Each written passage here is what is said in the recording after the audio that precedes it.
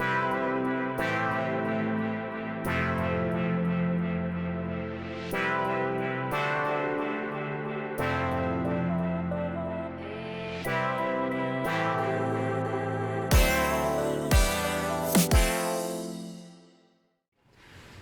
everyone and welcome to Season 2 of the Multiverse of Madness, although podcasts really don't have Season 2s, but whatever. It's been a long time coming, it's the beginning of a new era.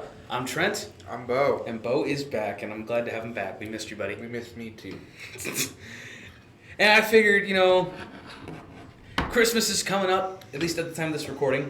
Christmas is coming up, Beau's back, I'm in good spirits, so why not talk about, our next 2 episodes are going to be talking about just positive things, We're not going to rag on anything. Heck yeah. So today I figured why not ease back in with a good episode idea. We're going to be talking about our top 10 favorite movies.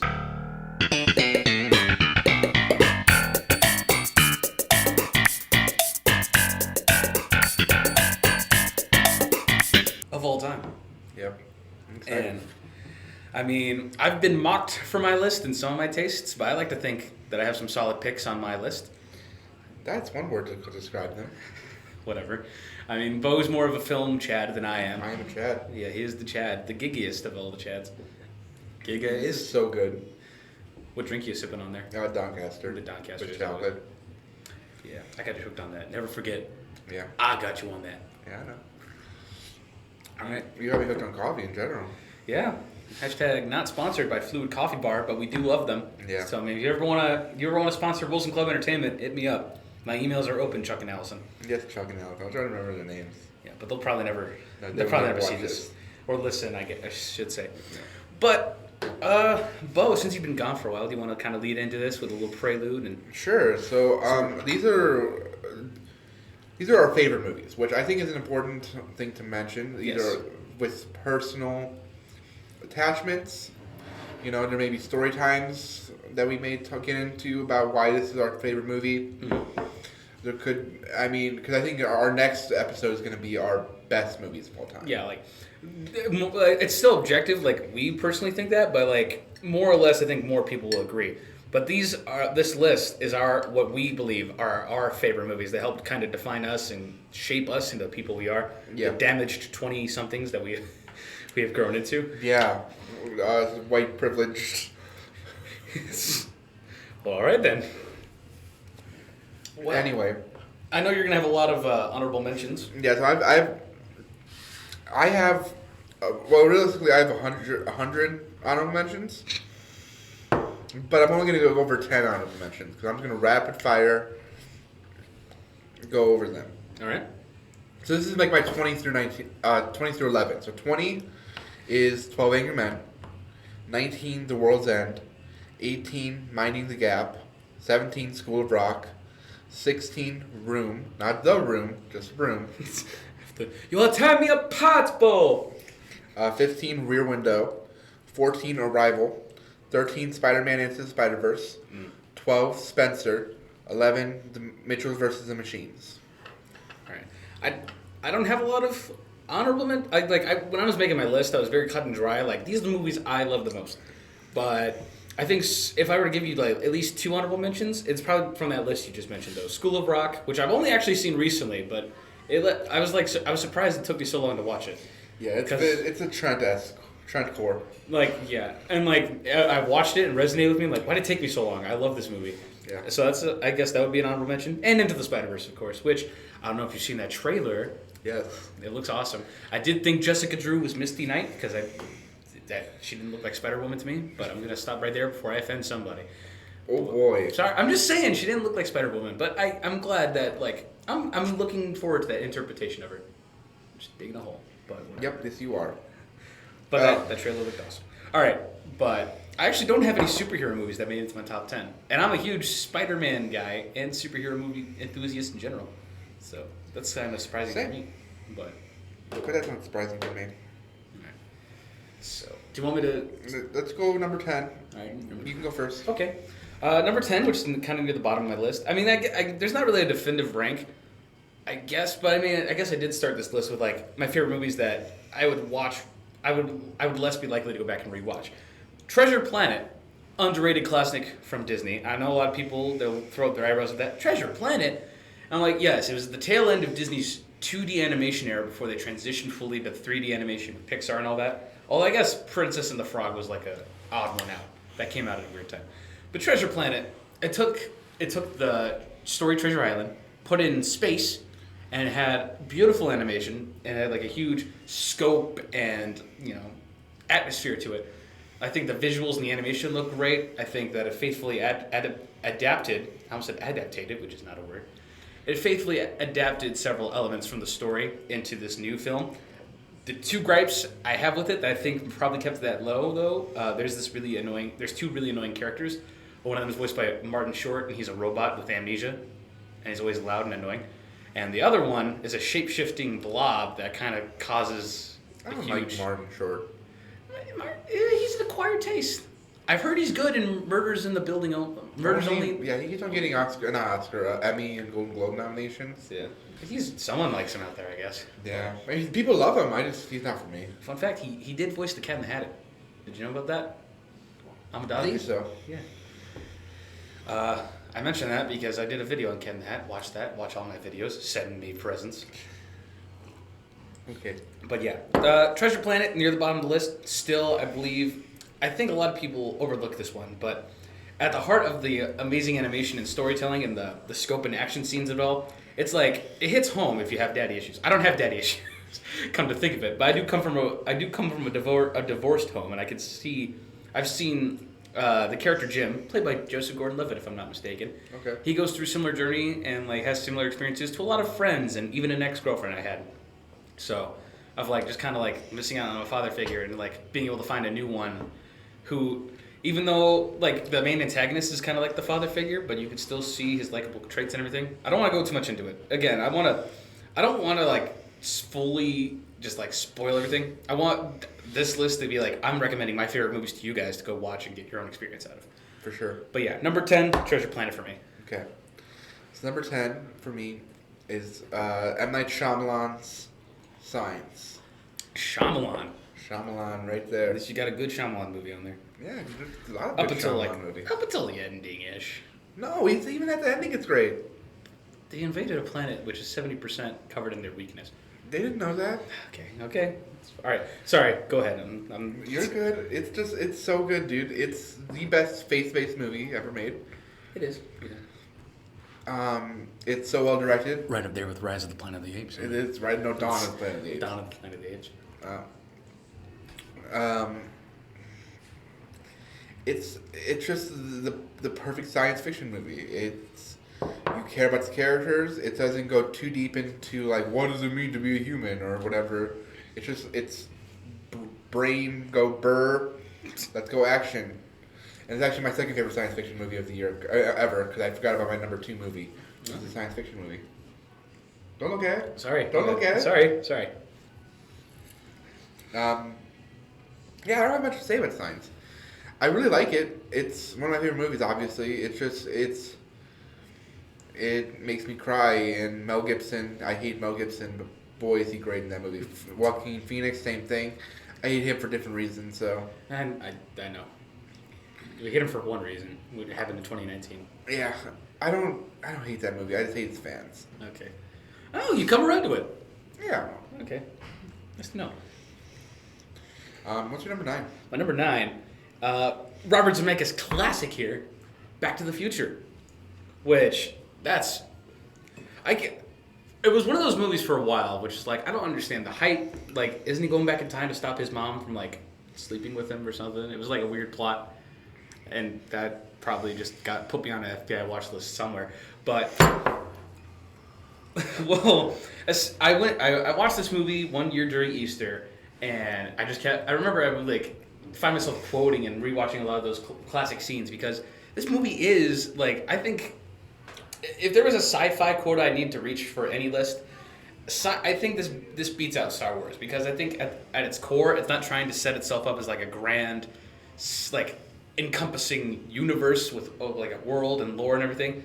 It just has it has a story it wants to tell and it has very clear and concise rules. Although I guess technically I have another science fiction movie on here. I just realized I looked more at that as a family drama. You'll know what that is later on for people at home listening. But yeah, Back to the Future. I think it's one of those movies that you might hear a lot about, but once you actually go and watch it yourself, you're like, no wonder people call that a classic because it really overrated. is. Oh, you think it's overrated? Yeah, I like it. I can understand the arguments, and like there's nothing bad about it. It's just like I think it's fine. I also just find Robert Zemeckis in general to be overrated. That's just my personal thing. He directed the most overrated Christmas movie, in my opinion. Which one? Polar Express. That was a Zemeckis production. And I think another reason why this is low, though, is because that was loud. Thank you, Fluid. Another reason this is low on the list, I think, this is the only reason, really, I think it's keeping it as low as number 9. There's a bunch of plot holes, because time travel inherently causes a bunch of, like, things that don't make sense. Time travel is a very, very tricky thing to handle right in a movie. And, yeah, to my knowledge, independent director Shane Carruth was the only person to get that right. And From what movie? Scanners, I believe it was. No, it's not Scanners. Primer. It's a low-budget, independent sci-fi movie. Heard about it from wonderful YouTuber Austin McConnell. He's a great director, filmmaker guy. But time travel is a very tricky concept because there's a lot of plot holes that open up because, wait, if Marty did this, that means things blah. So it's hard to wrap your head around sometimes. Like, if you watch that movie again and again, and you rewatch it, then you pick up more on the inconsistencies, and you're like, how does that work? The best time travel movie is actually Arrival, but you're wrong. Arrival? Okay. I wasn't saying Primer was the best.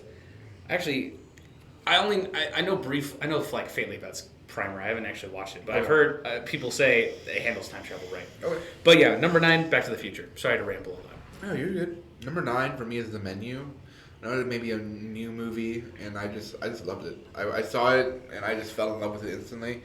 It had so much to say about, it was saying it about food. When you dig deep into it, you can really say that it's about film, and like film criticism, and that's something that I'm interested in. Who would have guessed? It's basically Ratatouille for adults, is kind of how I've been describing it. Like Ratatouille? Spoilers. Sorry. But it's Ratatouille for adults, and it's so good. Anya Taylor-Joy is one of my favorite actresses. Period. Ralph Fiennes is really good in it as well. I know some people have problems with the ending, but I don't want to get into it. But I thought it was interesting. I don't think it's a perfect ending, but it's a really good ending in my opinion. I love this movie. I think that I think you should check it out because it's good, and I can't wait for it to come out on Blu-ray because I'm going to buy it as soon as I can. All right, cool beans. Short, sweet, and to the point. That's me. Yeah. All right, number 8 for me, Poltergeist. Now I don't know if you've seen Poltergeist, right? I have not. The first time I watched it, Halloween. I watched it on a Halloween night. Perfect time to watch that movie. Yeah. I mean, I have another horror movie on here, and I'm honestly surprised. I was surprised when I made this list a while back. Like, I'm surprised. Like, I genuinely think this is a better horror movie than other horror movies I enjoy. Like 1978 Halloween, the original Texas Chainsaw Massacre, the original Black Christmas, Nightmare on Elm Street. I can go on and on with like horror movies I like. But Poltergeist, I mean, I get it's horror, but I think it's more supernatural and kind of more of a. Because I think it's a Spielberg movie. Let me just. I believe. No, it's. Top. Toby Hooper. No wonder I love. Toby Hooper, director of Texas Chainsaw Massacre. So. Speaking of Texas Chainsaw, I just picked up the steelbook for that. Which movies? The first one. Oh, just the first one? Yeah. Okay, good. We'll get more into that later. Spoilers for the next episode.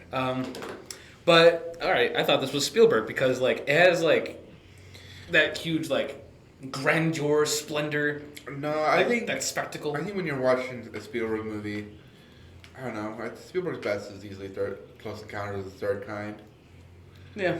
That or Jaws. Right? Ooh, it's Jaws or a different movie, but I'm not gonna spoil that. Okay. Fair enough.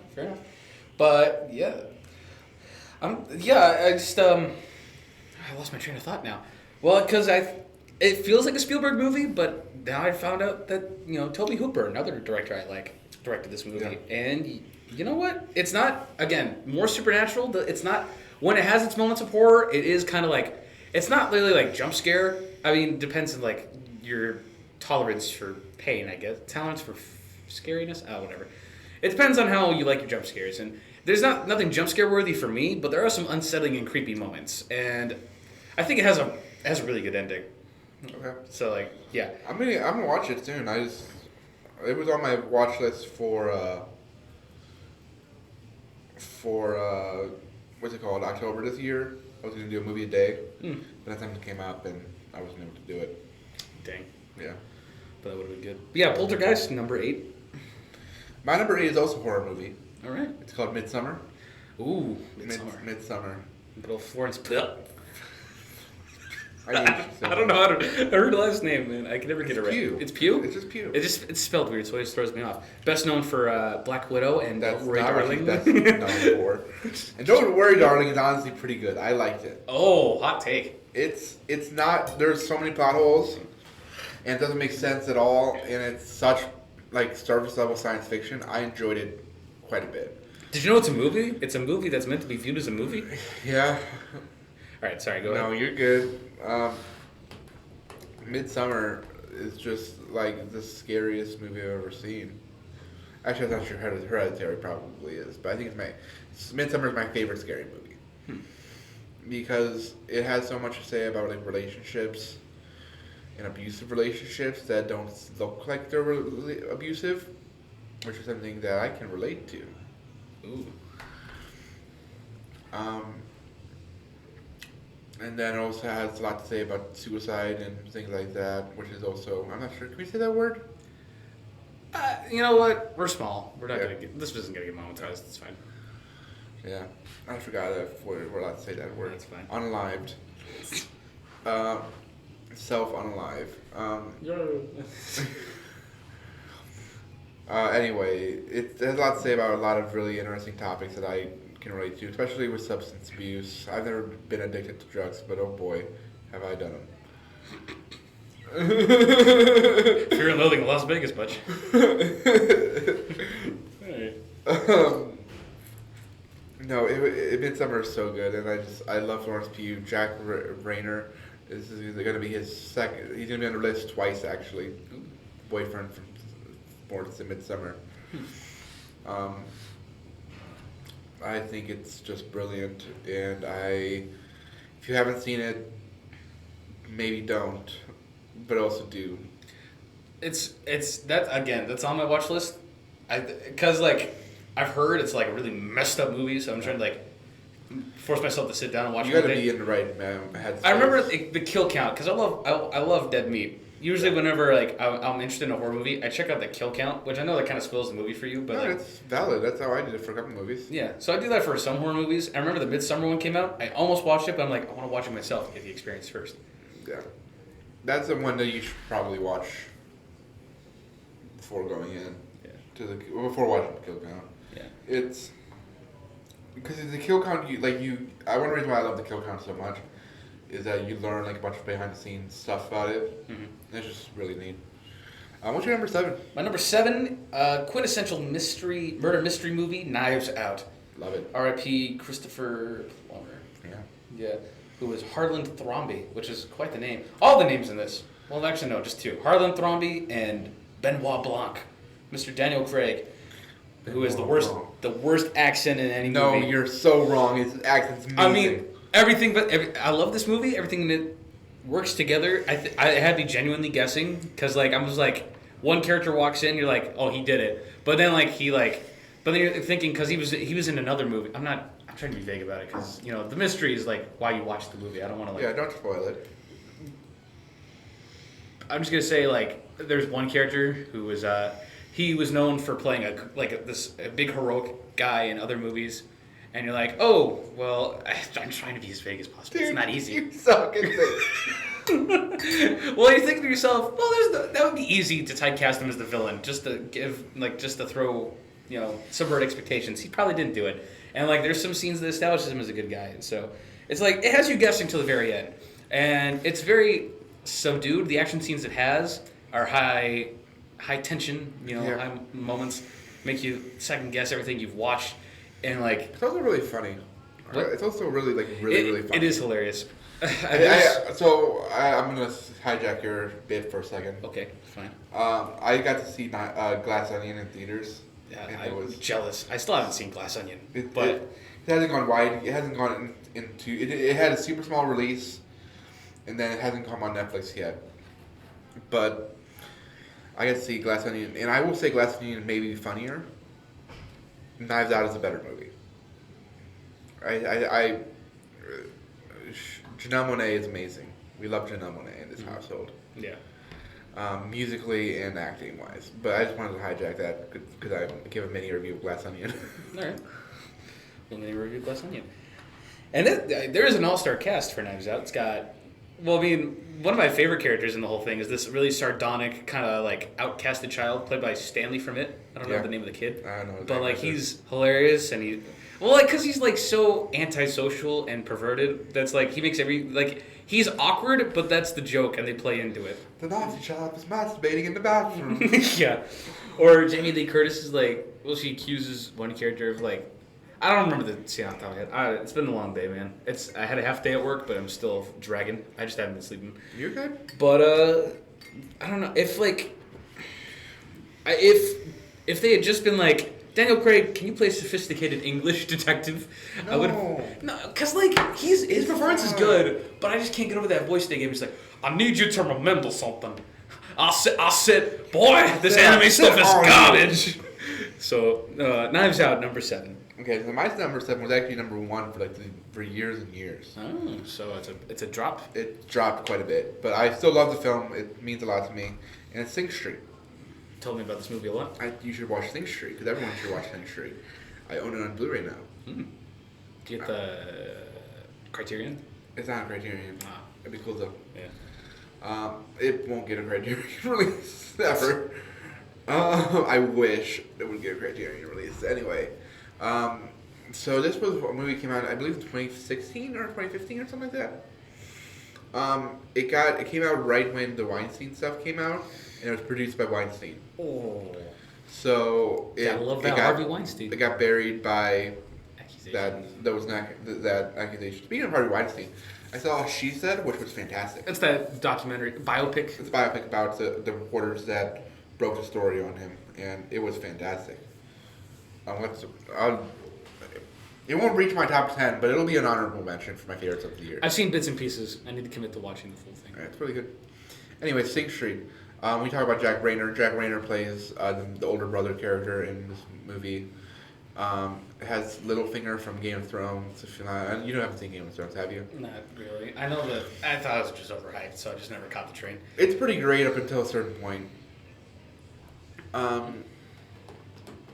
Anyway, Sing Street is about a group of kids in Ireland who start a band, and it is so good. It's so funny. It's so full of heart.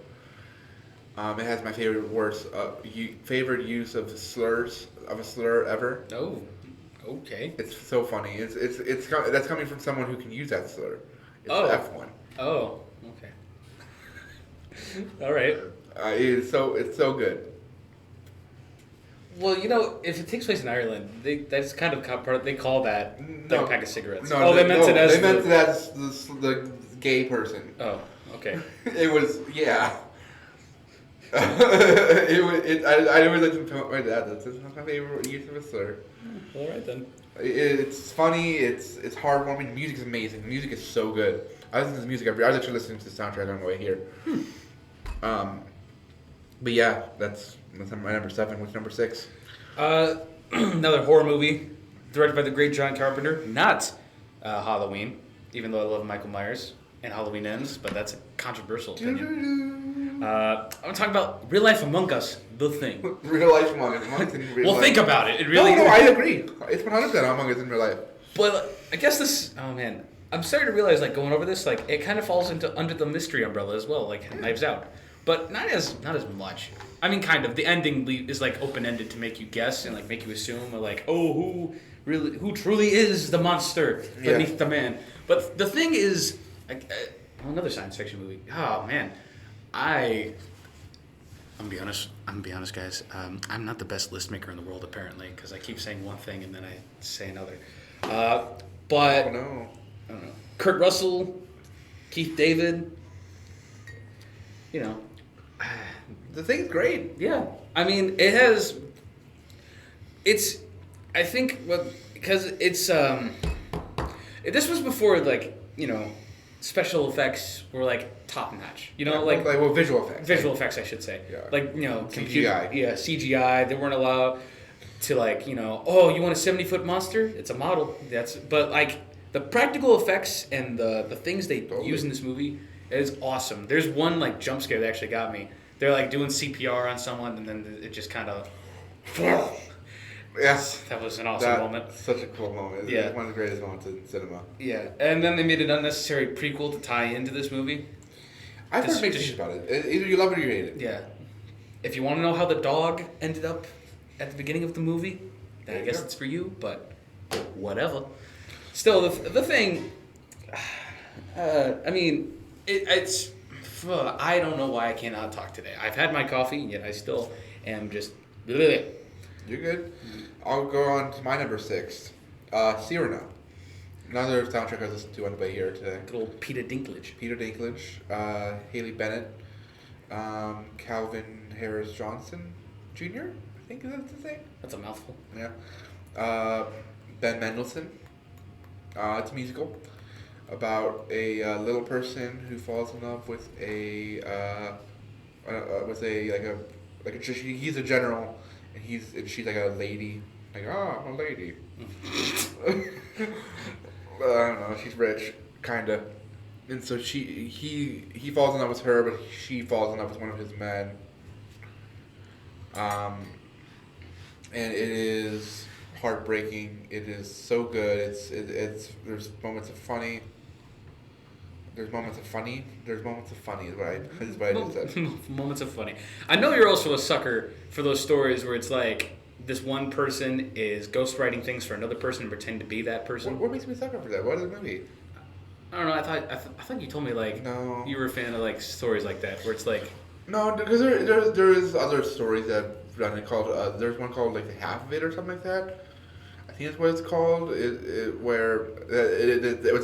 was a based off of that.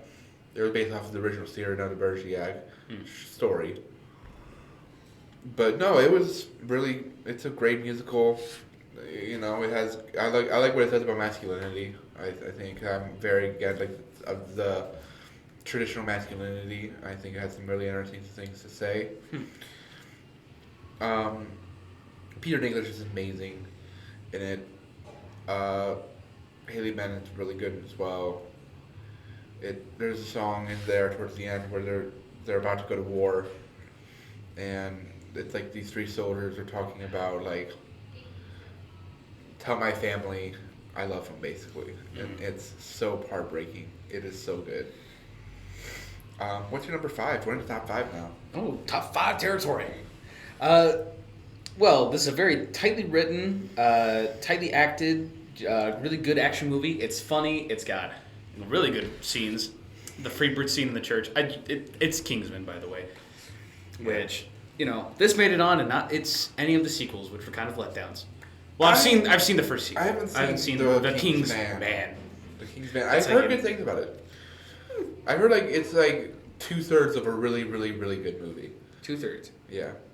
That's not okay. Yeah, that's all. See. I guess all right, but the Kingsman. Very great movie. I think yes. Colin Firth. What's his name? Taron Egerton. Well, I know Taron Egerton. I was about to get to him. I think this is Samuel L. Jackson. Yeah. Well, Samuel L. Jackson. I remember he came on. He walked onto the movie. I'm thinking, oh heck yeah, it's Sam Jackson. And he says his first line they're going with a really different approach. This is not a Sam Jackson character, but he does it well. Yeah. Oh, you're gonna complain about Daniel Craig's accent, but not Samuel L. Jackson's accent? Because I don't know, it sounded more natural. No. Oh, whatever. I was gonna say this was the first movie that really made me think Taron Egerton, because before then he was just generic face number 78. This was his first major role. Yeah, first breakout role, and then he got Elton John, and then he got the gorilla that sounds like Elton John and sing.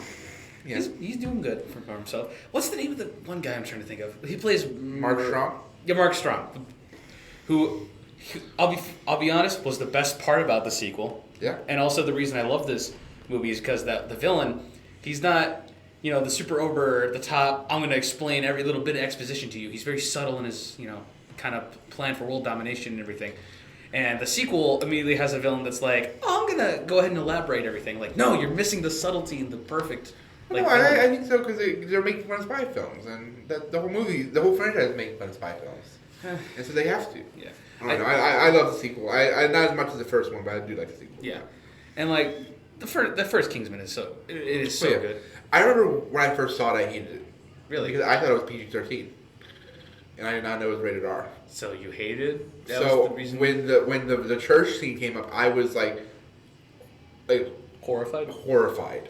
Dude, that church scene, awesome. It's amazing in hindsight. I watch it. It was so good. It was so good. Family Guy parodied. Really? Yeah, they did a spoof where Meg and Chris are fighting everyone in the cafeteria. It's supposed to have a similar vibe to it. And like Seth MacFarlane, when he puts on his A game, he does. Oh, yeah. But Kingsman was the originator, and it's top tier cinema. Yeah, it's also well shot. I love the editing in it. It reminds me of Mad Max Fury Road. It's kind of like done in a single take. Yeah, it's not. Well, there's cuts, but it feels like it. Yeah. Well, there's one scene. There's like one moment in there that's super brutal where he tosses a guy into a pillar like head first, and it's supposed to like his body folds in on itself like an accordion. I'm like, oh. But yeah, number 5, barely breaking through into the top 5 is The Kingsman. So my number 5 is another recency bias, possibly. Okay. But it's my favorite science fiction movie, and it's actually it's not my favorite science fiction movie. It's my second favorite science fiction movie. All right. Spit it out already. Shut up. It's science, but better. Nope. Oh, I was thinking about it, but I'm like, it just came out. I don't want to like put it on my list because I just saw it. I'm like, awesome. I love Nope so much. I want to give it more time. I'm okay with not giving it more time. I also forgot to say this is another honorable mention because I'm literally after we record, I'm going to go see Avatar: The Way of Water, and that's going to be in my top 10. There's no way it doesn't end up in my top 10. I mean, yeah. I will be so surprised. I think that's kind of pretentious.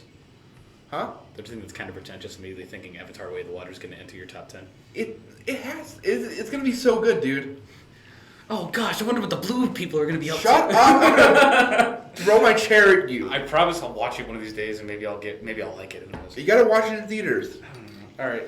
Anyway, Nope is amazing. Another movie you should see in theaters. It is a western. It is science fiction. Rolling Moon. It's there's mystery elements. It's a comedy. It is so many great genres, and Keke Palmer, Daniel Kaluuya are so good. Brandon Perea is very good in this movie. Keith David for the 2 scenes he's in. I remember I'm like, Keith David, and then the thing happens. I'm like, oh no, Keith David. Yeah, it happens in the opening scene. I'm okay with saying that he dies. Yeah. Who else? Stephen Yeun. Stephen Yeun from Invincible. Oh, no, I know him from Walking Dead. Walking Dead. Yeah, I still recommend you give Invincible a watch. I gotta watch it. I know. I watch one show a year. Okay, fine.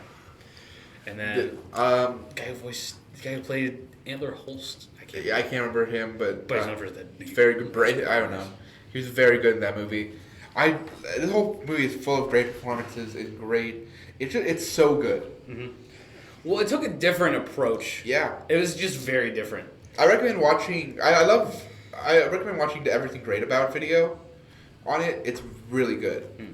But I love what they say about like spectacle, and Jordan Peele's like, Spielberg, let's do that. Yeah, I think, like, I truly believe this. I said Close Encounters is the third kind was Spielberg's best. I think Nope is better than this. Ooh. I'm a massive fan of Close Encounters, dude. Yeah. I think it's one of the greatest films ever made. And it's actually not on my list, though. Is on your other list? It's on my other list. Oh, dang.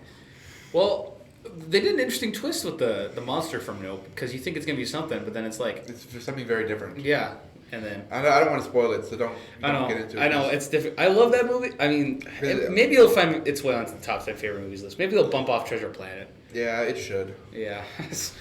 But Treasure Planet was, What's your number 4? My number 4, Everything Everywhere All at Once. And you were surprised that you saw it up this high. because I'm surprised I saw it on the list. Well, yeah, I guess this is like, I guess that breaks the rule of like, oh, I don't want to put it on right away because I just saw it. But it did take me a while to like eventually put it on. I guess I should say. Yeah, I mean, it's been almost 9 months. It was this year? Yeah, it was this year. Feels like it's been an eternity. Yeah. Like, it's going to get Oscar nominations. I mean, it should. Ke Huy Quan is going to win. I guarantee it. If there's one award that's a lock right now, it's Ke Huy Quan. And I wish, right now they're pushing for Jamie Lee Curtis, and I wish they would be pushing for Stephanie Sue. Yeah. I love Jamie Lee Curtis, but Stephanie Sue is the best supporting actress. Yeah. And then, obviously, I mean, I truly believe it has what it takes to win Best Picture. It's not my personal pick. My personal pick is my number one movie, which we're going to get into in a second. But Everything Everywhere All at Once is going to do wonders at the Oscars. I guarantee it. It should. Rightfully so.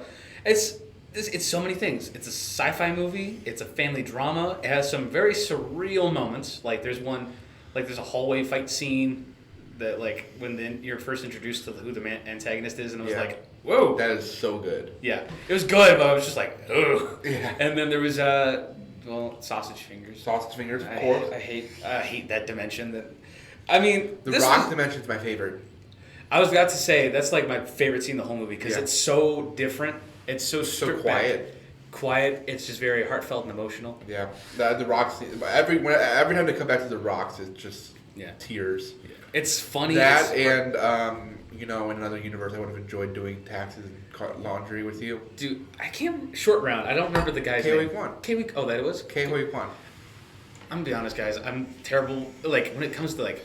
It's okay. I only know because I've been in the award conversation for all year, and he's been the only person. But like, I feel bad because like anyone's like, who's your favorite Asian actor? I can never remember names because like they're always very. I'm trying not to sound offensive. Maybe just be quiet then. Okay, but I don't know. Michelle Yeoh, who like. Yeah, Michelle Yeoh's fantastic. She is. She's like, I think she's in her 70s or something, right? No. 60s? 50s or 60s. And she's still like pulling off martial art moves and can show that she's a powerhouse actress. Feel. And then, I don't know. There's just, again, I remember when I left the theater, I was still confused on the science and the mechanics of the world. But like, I had to just sit back and take it like a man. I will say, I as much as I love this movie, I think it's the Daniels. Because it's directed by these two guys named Daniels. I thought Daniels was just the stage name of one guy, but then I found it's two Daniels. Yeah, it's two Daniels. I don't know. It's Daniel Kwan and Daniel something else. I can't remember the other guy's name. Was it the best A24 film I've seen all year, though? I mean, Marcel. But again, that one just came out. I was thinking Everything Everywhere All at Once, I think, has a grander scale. So I was like, I feel like it ticks more boxes. I've heard good things about After Sun, which is another A24 film. I haven't heard that one. That and The Whale are supposed to be really good. The Whale. Brendan Fraser. Fraser.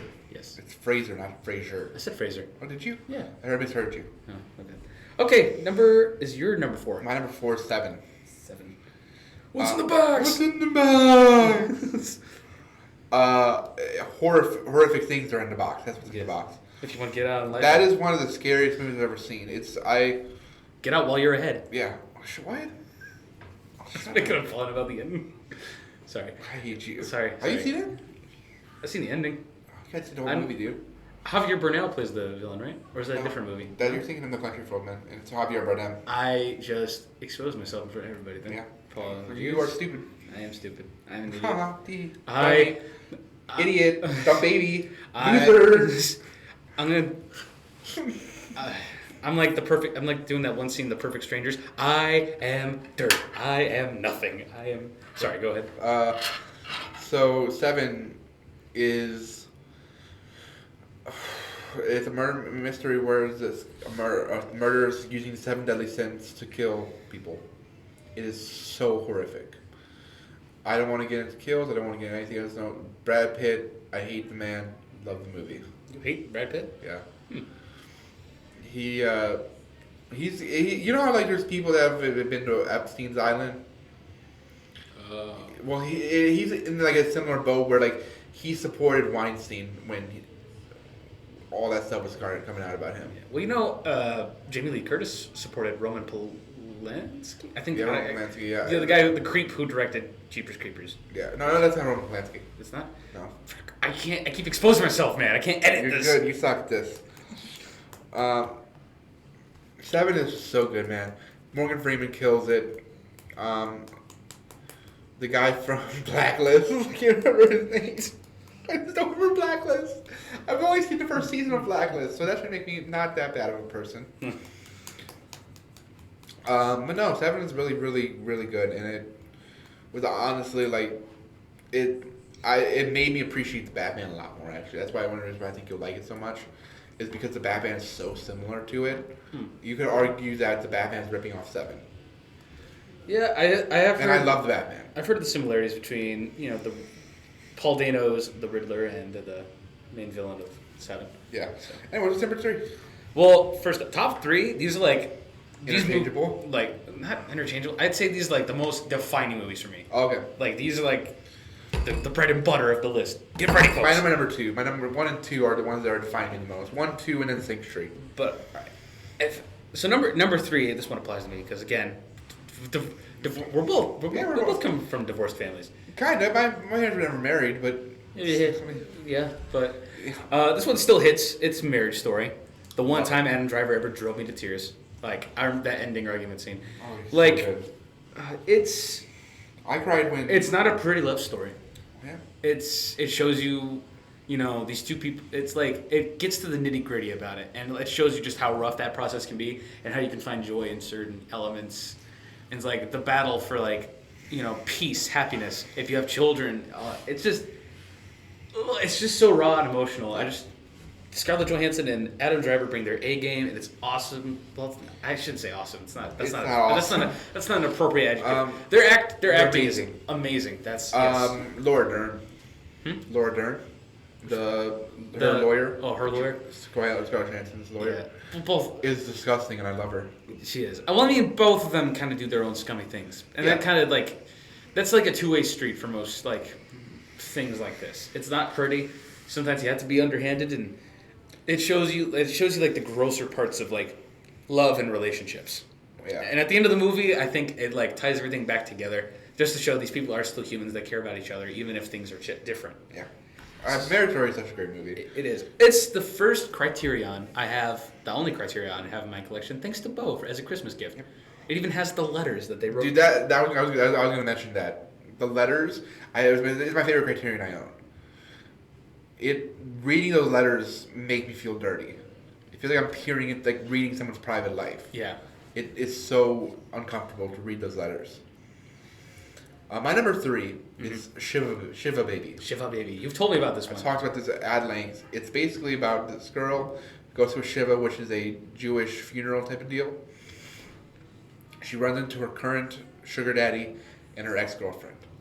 It's Mamma Mia. Here we go again. This is a social horror movie. There's no boo jump scares, or actually there's a kind of jump scare-esque Oh, so things. it is a horror? Yeah, it's a horror movie. I thought it was just it's thriller-esque. I consider it a horror movie because it's I wanted to throw up watching it because I was so uncomfortable and anxious. It is so good. Rachel Snow, who's been Bodies this year, which she was so good. I love that movie. Mm-hmm. Rachel Snow is so good. I don't know the other actor's name, but everyone in that movie is so good. Shiva Baby is just so fantastic. It's so uncomfortable. It's what I want to make. It's, you said that these top 3 movies are what kind of defined you. This is a definition of what I want to make whenever I do eventually make films. This is what I want to do. I want to make social horror movies. I want to make horror movies that have kind of messages, and I hate the term elevator horror, but that's kind of what it is. I don't know. It's horror without death. Yeah. What's your number 2? Number 2 is the only time I've ever tolerated Adam Sandler in any movie. Uncut Gems. I love it. You know what? Adam Sandler gets a bad rap. Most of his movies are garbage. I get he's a nice guy, but he was great this year in Hustle. When he's not in control of his own movies, that's when he shines the most. When he's just starring as an actor, he can be whatever you want him to be. But when he's in charge of making his own lowbrow attempts at comedy, unless it's not got distracted. I was checking notification. You're good. Because I can count like the number of Adam Sandler movies that he's made on one hand that I think are good, but Uncut Gems, again, I think as someone who's like dabbled in writing and like creating scripts and characters and scenarios and everything, it shows you that not every hero is perfect and you don't get that fairy tale ending. The huge twist, and I don't know if it's a twist, but it's an ending I didn't see coming for this character. The fate that he meets. And I pretty much just laid it on the table there by saying the fate, but whatever. Yeah. Well, whatever. I mean, it was one of those times where I enjoyed Adam Sandler in a movie. Yeah. And I think it's. So this is a movie that reminds me of Barbarian. From this year. I love it. Yeah. Never want to see it again. Really. Yeah, it is very hard to watch. It's anxious. And it's not even like a good anxious. Like Shiv Baby, I loved being anxious during watching that movie. Mm-hmm. Uncut Gems made me feel uncomfortable. Of the Safdie brothers, I'd rather watch Good Time, which is a movie I have revisited multiple times. Yeah. And Uncut Gems, like it presents to you like here's the protagonist. By the way, he is an a-hole. This dude he's genuinely unlikable. Oh yeah. And yet you're still rooting for him. And it can show you it shows you like the duality. Like you're rooting for this guy, but you know deep down that he sucks and he kind of deserves what he has coming to him. It's one of those things where it's like, just because you have a protagonist does not mean they're good. Just because you have antagonists doesn't mean they're bad. And also, just because you have a protagonist doing something does not mean the movie is endorsing it. Mm-hmm. Movies are not lessons. Movies are stories. I saw this. That was a tweet I saw, and I really resonated with it. It's like it's okay to have bad people in movies. Yeah. Even if they are the heroes, because not every hero are perfect. Yeah. All right. My number 2. Your number 2. Avatar. Yeah. Avatar. Not the Lost Airbender, but it's Avatar.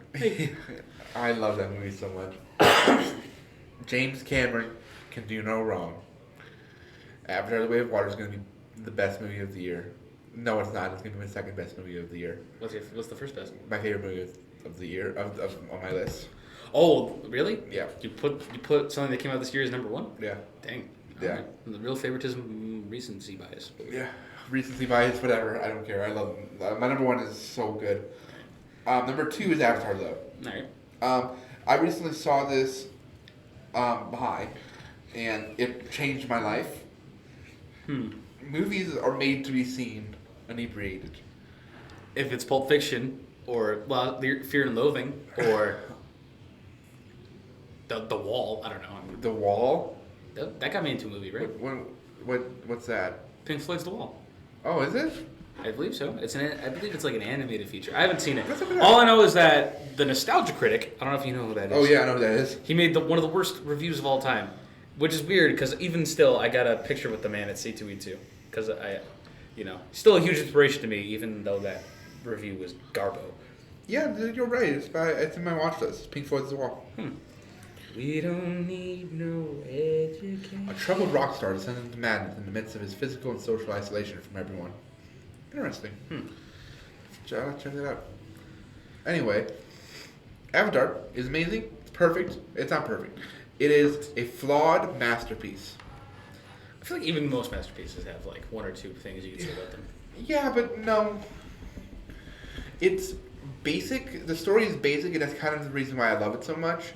Because it doesn't need anything too over the top and complex. It's, I don't know. There's only like 7 stories. I don't know how many. There's only like 7 stories that can be made at a time, or something like that. There's like a very low number of the amount of stories that there are. Where like man versus nature, nature versus man, things like that. Man versus man. Because Hollywood is bereft of creativity.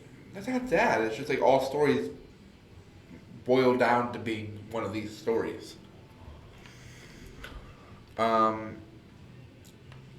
But it is so good, and I think, dude, I'm just so excited. I honestly just want to leave and go watch Avatar right now.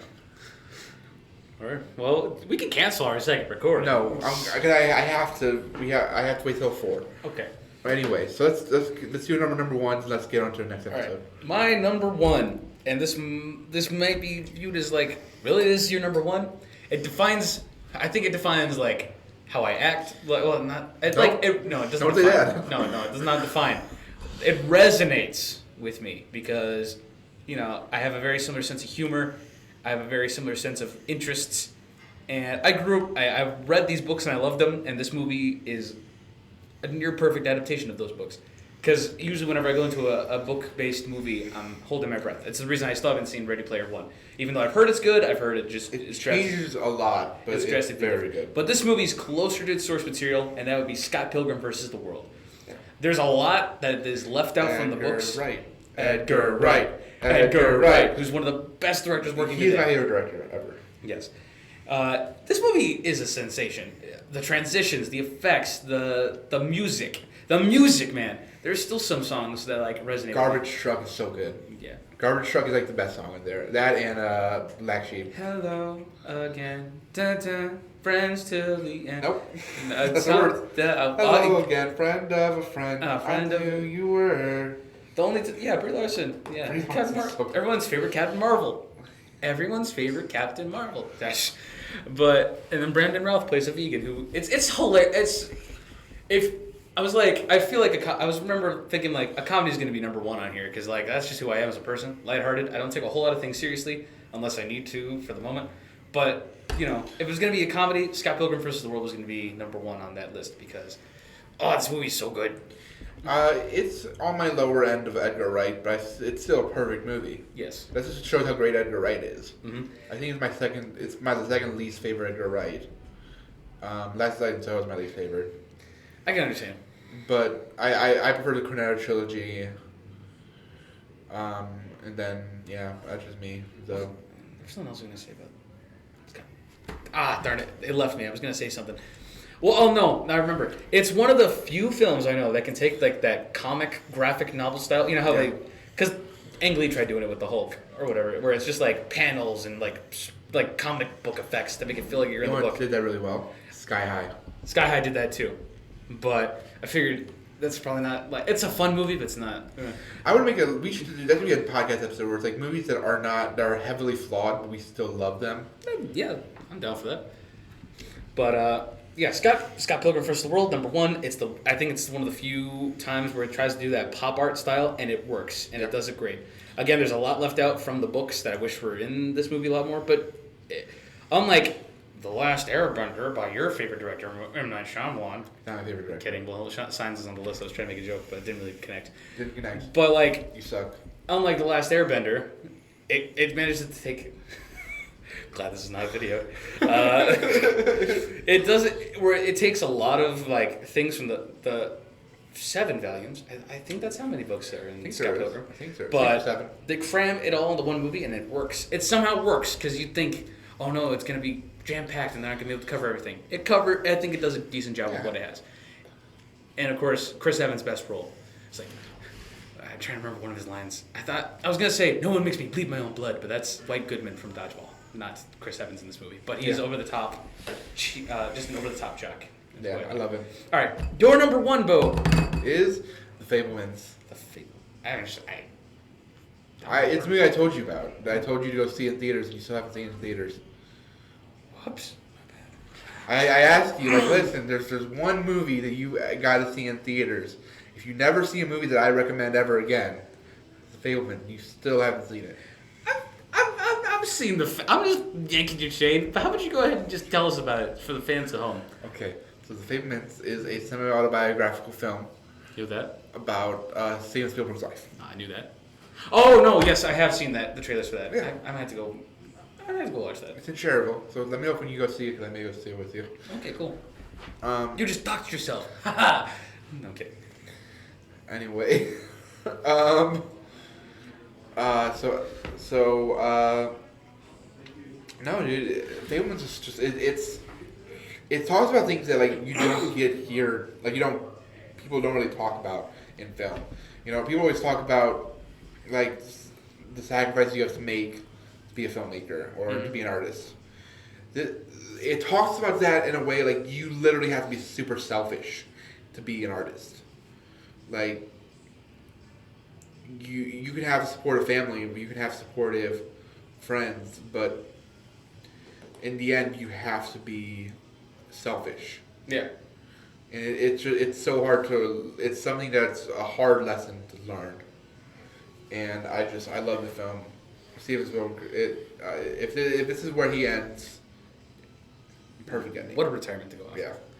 But yeah. I hope he wins the Best Picture. It's my Best Picture pick. I mean, Spielberg. He probably. No, I don't think he's won Best Picture. Except for no, he's won for Schindler's List. Well, all right. That was our top 10 favorite movies of all time. Again, you might think of us. Well, you might think my list was weird, but hey, like what you like, and don't be a jerk. Because again, I'm an underqualified guy who just likes pop culture jokes. Apparently, that's why Scott Pilgrim is number one. No, I'm just, Dude, step down on yourself. I don't know. You're right. I gotta believe in myself. You just gotta believe. Yeah. But hey, you have anything you want to say to the audience at home as we close out today's episode? No, I'm just excited for next week's episode or the next hour's session episode. Well, we're recording that one next. Who knows when it's gonna be up? Yeah. But yeah, and this was a good introduction back into the podcast. Heck Again, yeah. we're glad to have you back, Beau. Welcome back to yeah. Wilson Club Entertainment. Heck yeah. This has been the Multiverse of Madness, and in case, whenever you're watching this, we want to just say good morning, good afternoon, good evening, and good night to you. I finally did it right, kind of. You did. No, I mean, still, I didn't do it right, but I made it work. We'll see you next time.